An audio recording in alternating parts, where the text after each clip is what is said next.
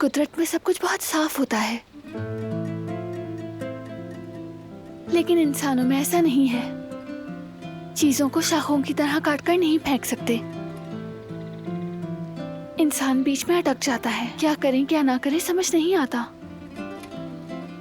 असल में इंसान कभी ना फंसे। अगर वो ना फंसने का रास्ता जानता हो। अशरफुल मखलूकात के कुछ तरजीह उसूल होते हैं, जैसे दरख्त की तरजीह मिट्टी और पानी होता है, वैसे ही इंसान की तरजीह उसका अपना घर होता है। उसके प्यारे होते हैं जो उसे ताकत देते हैं, और वो जिन्हें ताकत देता है। तो तुम्हें सबसे पहले ये समझना है। अगर इंसान खुद अपने ही दो प्यारों के दरमियान फंस जाए तो फिर साफ को होना जरूरी है। दोनों को अपने सामने बिठाओ और कहो, ना तुम्हें छोड़ सकती हूं और ना ही मैं तुम्हें। अगर तुम उनके लिए कीमती हो बेटी, तो वो तुम्हें दरमियान में नहीं छोड़ेंगे। जो तुमसे मोहब्बत करता है वो तुम्हें तकलीफ में नहीं देखेगा। नहीं देखना चाहेगा।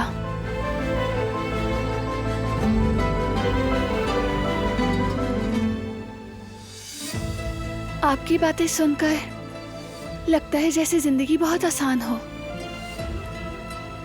जिंदगी तो आसान ही है, बस हम खुद इसे मुश्किल बनाते हैं। अच्छा बेटी, इजाजत दो, मुझे अस्तबल में कुछ काम है। आपका बहुत शुक्रिया, आपसे बात करके अच्छा लगा।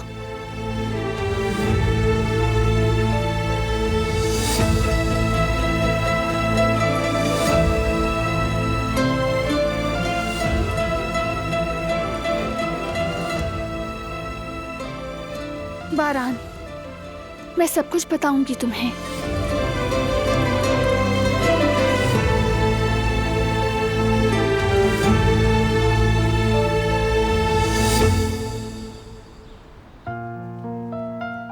सुनो, किचन के सारे काम खत्म कर दिए मैंने, सारे बर्तन धो डाले। अरे वाह, तुम्हारी वजह से मैं किसी काम को हाथ भी नहीं लगा रही। तुम्हारा बहुत शुक्रिया मेरी जान।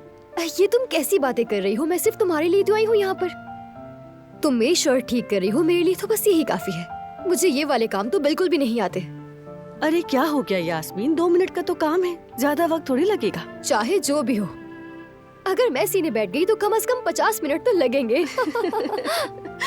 हाँ, मेरी अलमारी में एक छोटी सी सिलाई मशीन है, मैं उससे सी देती हूँ, उससे ज्यादा मजबूत सिलेगी।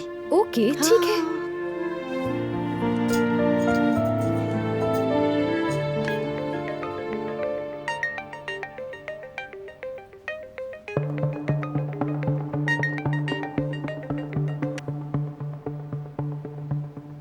मैं सुन रही हूँ अम्मी। ठीक हूँ, परेशान मत हो। अरे अम्मी, तकदीर वकदीर जो भी है मुझे नहीं पता। तो क्या मैं चाहती थी कि इतना बड़ा कैफे खोलने के बाद सारी चीजें समेटकर इस्तांबुल आ जाऊं? इतनी मुश्किल से तो उस मुसीबत से बाहर निकली हूं मैं कुछ नहीं कर सकती, जो होना था हो गया। अरे कसम से अम्मी, इतनी मुश्किल से तो उन लोगों से जान छुड़ाई है मैंने। और प्लीज ये बातें करके मुझे मजीद टेंशन देने की जरूरत नहीं है। और हाँ, अब आप कॉल मत कीजिएगा, मैं खुद करूंगी। ठीक है, खुदा हाफिज, खुदा हाफिज। समझ गई।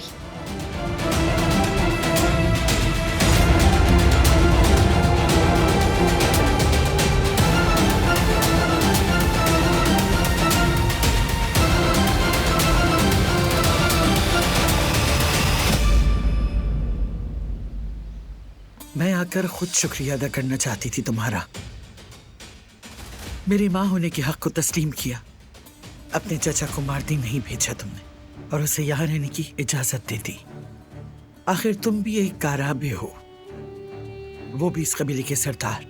तुमने अपने चाचा की हिफाजत की, एक काराबे की शाया निशान रवैया इख्तियार किया। काराबे होने का मतलब बुराई को प्रोटेक्ट करना नहीं।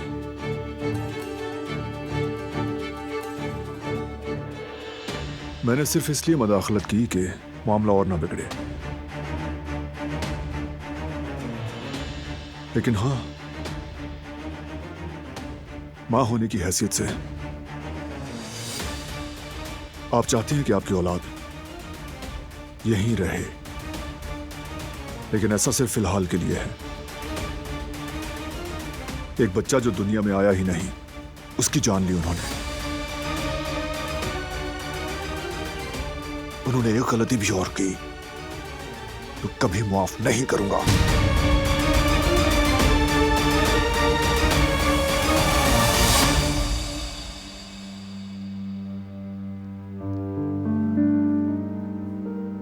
आजाद साहिबा अंदर हैं। खैर है, फुर्सत मिलेगी तो बात करूंगी।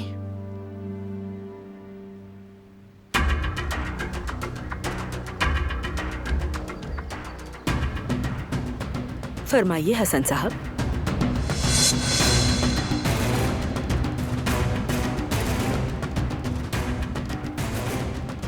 कदर साहिबा, खुदा का वास्ता है, क्या कोई ऐसे फल लाता है?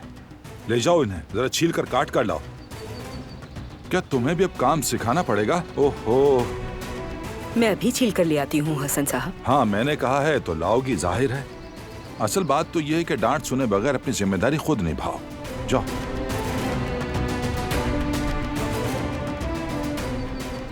अगर तुम मार्दिन नहीं गए हसन, तो इसलिए नहीं गए कि तुम्हें एक मौका दिया गया, इसलिए नहीं कि तुम यहां आकर मस्करापन करो, ऐश करते फिरो।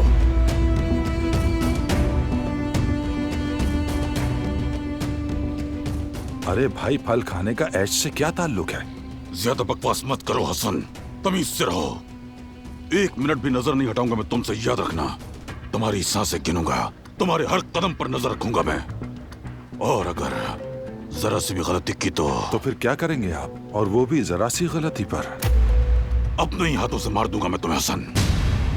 मैं बारान की वजह से चुप हूं, लेकिन अगर एक भी गलती की तो मैं तुम्हें नहीं छोड़ूंगा, जान ले लूंगा तुम्हारी।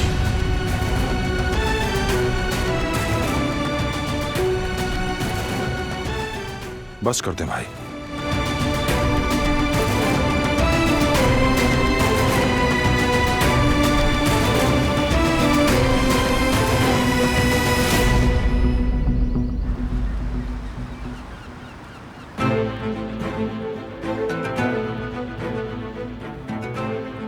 मैं सच कहूं तो इतना कुछ होने की तवक्को नहीं कर रही थी।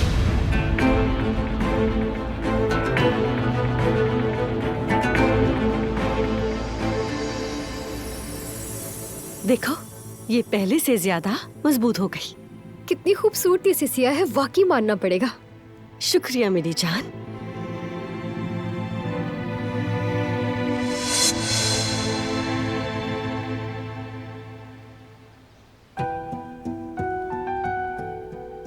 गुल तुम भी खाओ। तुम शायद भूल रहे हो, मैं इस घर की मुलाजिमा हूँ। नहीं, तुम मेरी बीवी हो गुल।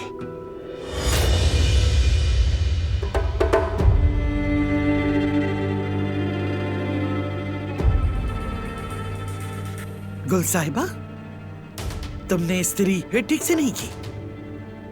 हर कपड़ा शिकनानून है। अगर तुमसे नहीं होता तो साफ साफ मुझे बता दो कि तुम नहीं कर सकती।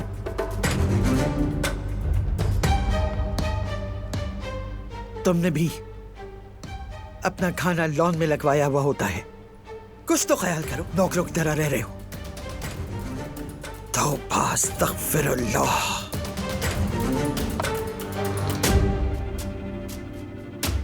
गुल, ये बात मुझे बहुत बुरी लगती है। जाने दो, अब तो इन सब बातों की आदत हो गई है मुझे। सबको बता देते हैं कि हम शादीशुदा हैं। मजीद इंतजार नहीं होता अब मुझसे। कब तक ये बात हम सबसे छुपा के रखेंगे? तुम ही कुछ बताओ गुल।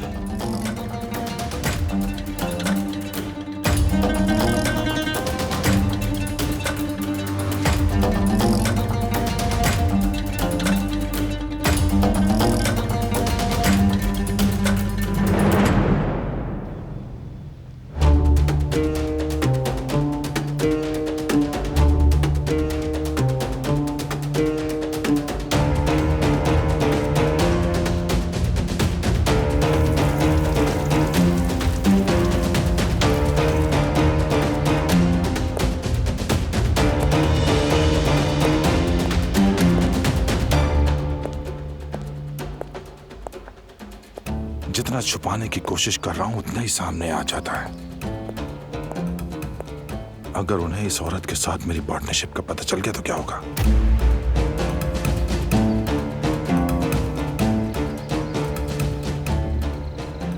अरे वाह, आज तो आप आई हैं। खुशामदीद।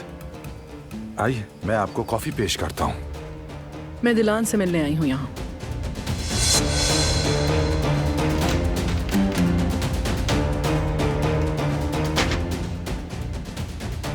दिलान,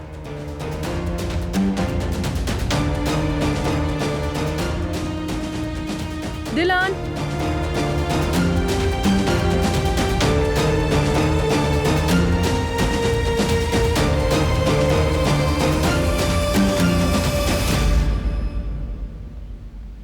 बारान से कुछ कहा है क्या तुमने? यहाँ मुनासिब नहीं।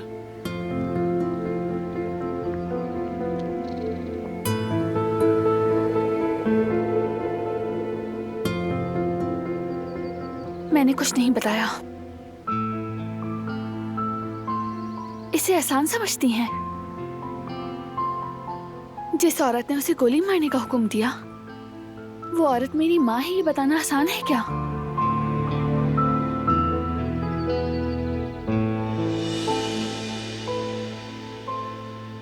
अगर आपने वो सब ना किया होता, वो हुक्म ना दिया होता, मारने की कोशिश ना की होती उसे, तो शायद हम माँ बेटी बन सकते थे। लेकिन जैसा कि मैंने कहा, अब बहुत मुश्किल है। मैंने बारान को अभी तक कुछ नहीं बताया, लेकिन बताऊंगी उसे। उससे कोई राज नहीं रखना चाहती मैं। ठीक कह रही हो, लेकिन फिर भी अगर उसे तुम बताओगी। कोई और बात करनी है क्या?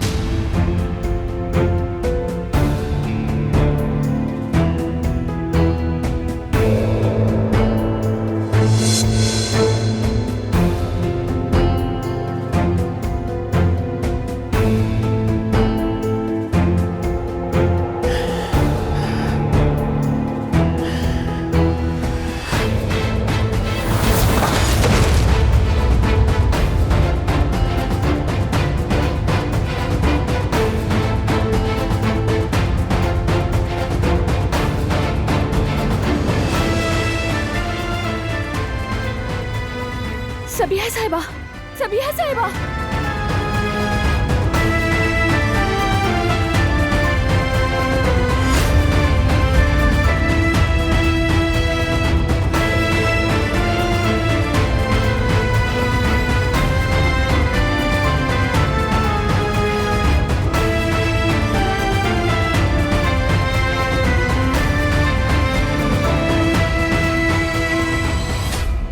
तबीयत कैसी है इनकी? ब्लड प्रेशर लो हो गया था, लेकिन नब्ज नॉर्मल है। ये जहनी दबाव की वजह से बेहोश हो गई थी।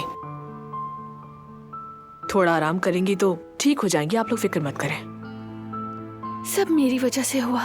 बहुत सख्त लहजा इख्तियार किया मैंने। बहुत शुक्रिया। ये बताइए, चक्कर आना कब से शुरू हुए हैं आपको? बस कुछ दिन पहले से ही। समझ गई।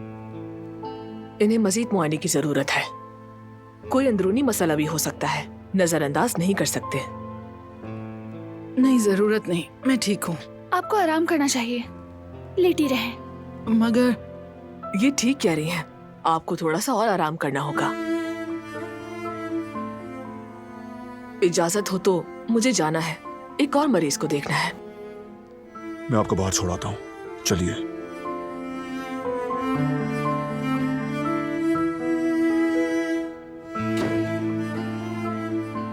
अब कुछ बेहतर है?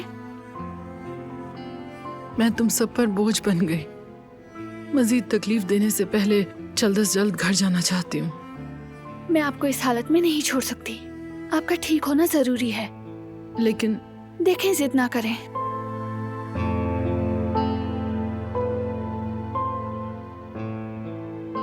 मैं सूप बनाती हूँ आपके लिए, ताकत बहाल हो जाएगी। क्यों मेरे लिए खुद को थका रही हो? एक मामूली सा सूप है, नहीं थकूंगी, आप आराम करें।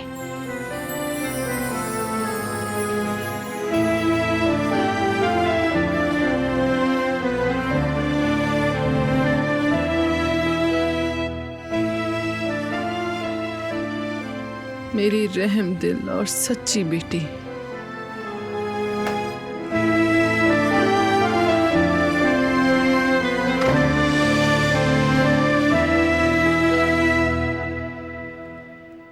डॉक्टर ने दवा लिख दी है, किसी से कह देता हूं ले आएगा। तुम्हारा शुक्रिया हर चीज के लिए। इतनी बातों के बावजूद सबिहा साहिबा का ख्याल रखना बहुत शाइस्ता रवैया है। यही करता मैं, ये सबिहा के लिए खास नहीं है।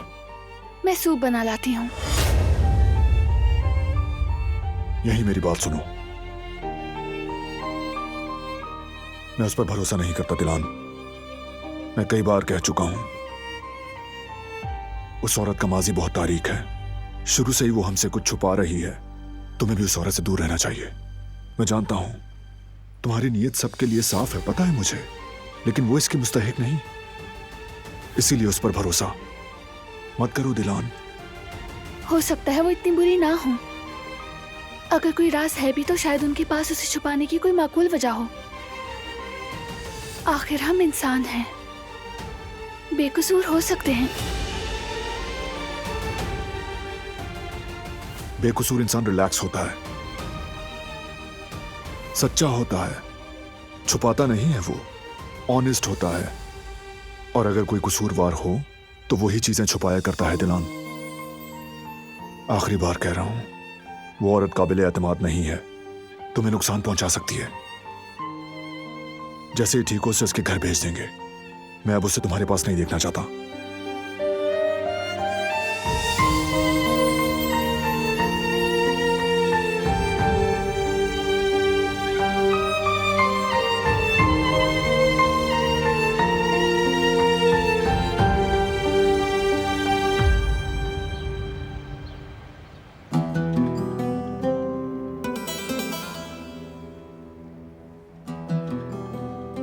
चलो चलकर सबिया साहिबा की सेहत का मालूम करें।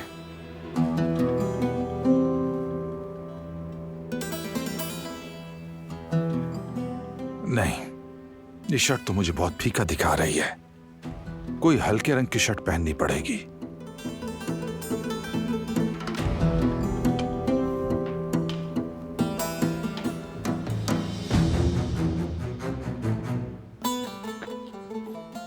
ओह माशाअल्लाह, लगता है ठीक हो गए हो। नहीं अम्मा जान, कहाँ ठीक हो गया। जख्म बहुत बुरी तरह सुलग रहा है, मगर क्या करें, लेटे लेटे भी कब तक। हाँ हाँ ठीक है ठीक है। अम्मा क्या कोई बात है? और क्या हो सकता है हसन, ये घर है या कोई शिफा खाना? वो सबिया बेगम, नागिन आंखों वाली औरत आकर हम पर मुसल्लत हो गई है। सब उसके गिर्द तवाफ कर रहे हैं। पता नहीं क्या पूछ दिया उससे तुम सब पर। अम्मा वो औरत हमारे घर में, हमारे लॉन में बेहोश हो गई थी। क्या करते, मदद ना करते तो? आप खुद ही बता दें। हमारा क्या लेना देना उससे? कौन है वो औरत? आखिर क्या रिश्तेदारी है उस औरत की हमसे? वो दिलान नागिन पहले ही कम थी क्या? अब उसके जानने वालों और उसके रिश्तेदारों को पालने का ठेका लिया है हमने। अम्मा चाहे कुछ भी हो जाए, जिसे मदद चाहिए उसे बेयारो मददगार छोड़ देना हमारे शाया निशान नहीं। बड़े बुजुर्ग यूं ही नहीं कहेगा कि रहम करोगे तो रहम के काबिल हो जाओगे हसन। वो औरत जब तक हमारे आसपास मौजूद रहेगी, मुसीबत कभी भी खत्म नहीं होगी। लिख लो मेरी बात को तुम। हाँ अम्मा, वो जल्द ही ठीक होकर चली जाएगी। वो यहाँ रहने के लिए नहीं आई। अब मुझे इजाजत दीजिए, मैं चलता हूँ। मेरी दवा का वक्त हो गया, दवा लेनी है मुझे। हाँ जाओ।